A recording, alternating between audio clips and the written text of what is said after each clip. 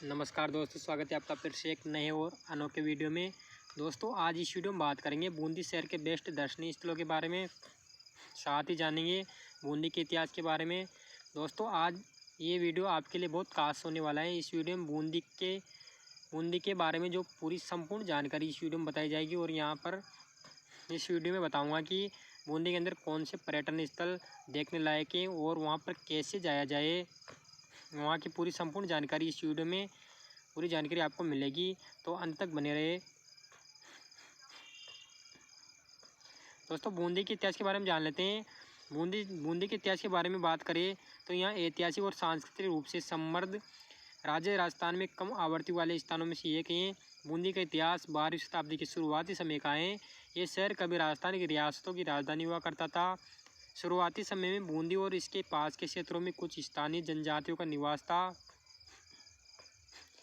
इन क्षेत्रों में पाई जाने वाली जनजातियों और कुलों में मीना सबसे शक्तिशाली और प्रमुख माने जाते थे। ऐसा माना जाता है कि बूंदी का नाम भी मीना के सरदारों के प्रमुख के नाम पर पड़ा है।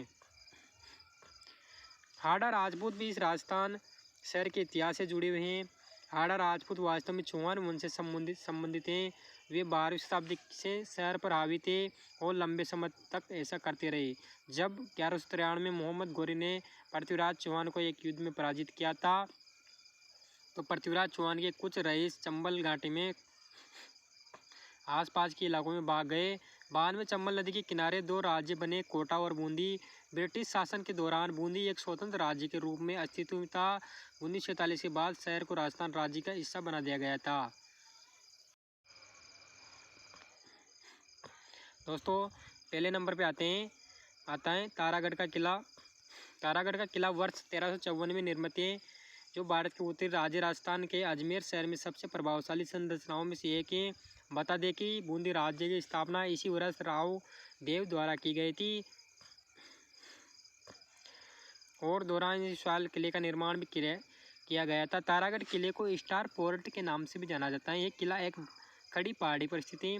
हरावली पर्वतमाला के नाग पहाड़ी पर स्थित यह किला बूंदी शहर के मनोरम और मनमोहक दृश्य से प्रस्तुत करता है।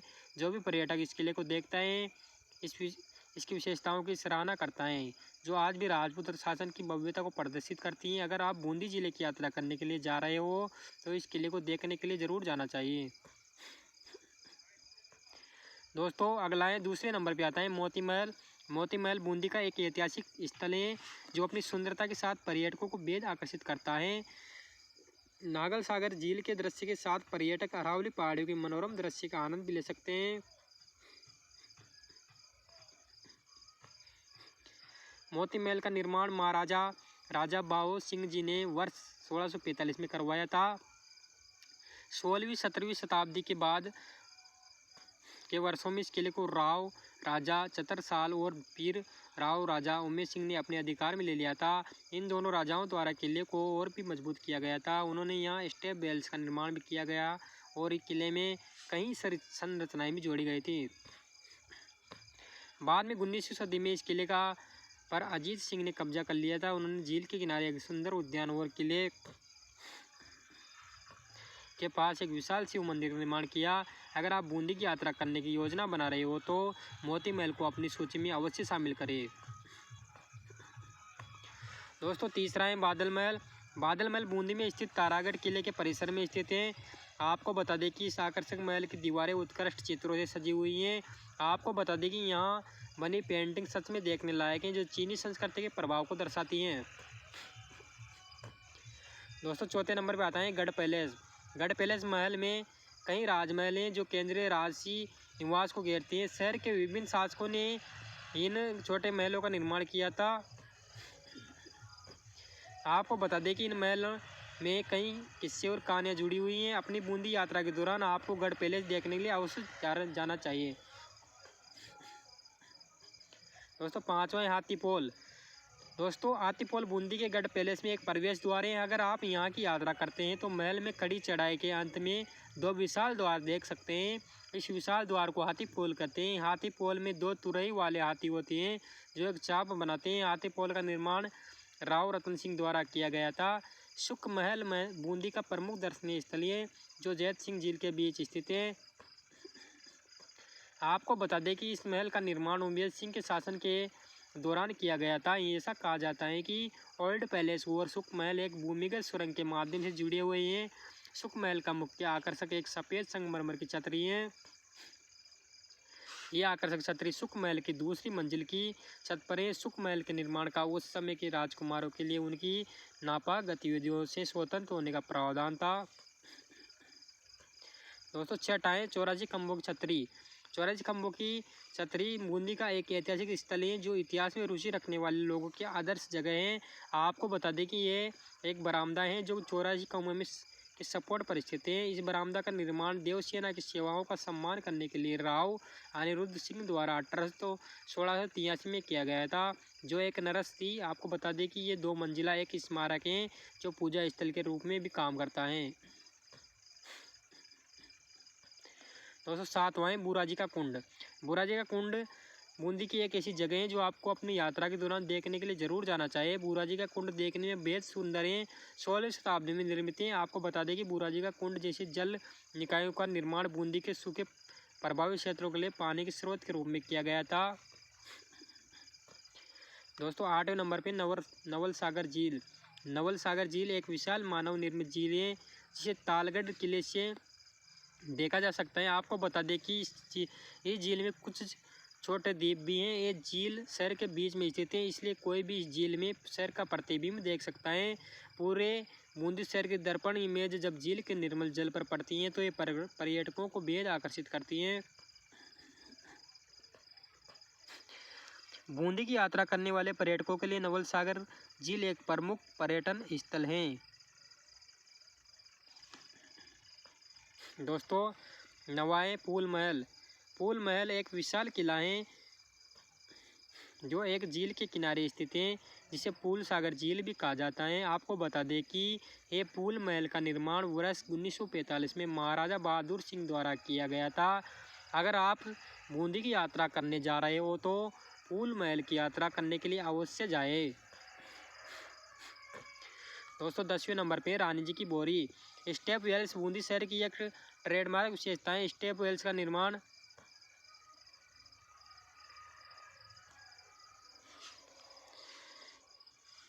स्टेप वेल का निर्माण अकालग्रस्त शहर को पानी उपलब्ध कराने के साधन के रूप में किया गया था। स्टेप वेल्स को स्थानीय बोली में बावरी वाव कुंड या सागर भी कहा जाता है। स्टेप वेल्स विभिन्न आकृतियों के हैं और इनका इस्तेमाल पानी को इकट्ठा करने के लिए किया जाता है। आपको बता दें कि बूंदी में कुल 50 पुराने कुएं और टैंक हैं।